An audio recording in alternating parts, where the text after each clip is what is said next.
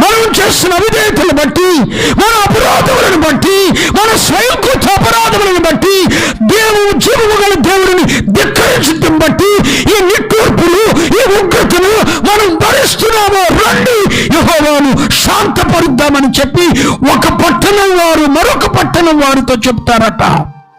ఆ పట్టణం వారు, ఈ పట్టణం వారు అందరూ కలిసి యెహోవాను శాంతపరచటానికి వస్తారట. ఒక బలమైన జనాంగమే దేవుని శాంతపరచబోతుందట. ఈ విషయము అతి త్వరలో భారతదేశంలోనే కాదు, యావత్ ప్రపంచంలో జరుగుద్ది. కానీ దాని ఉద్యమానికి క్రైస్తవ దేశాలు కాదు కారణం, భారతదేశం అని ప్రవచిస్తున్నాను.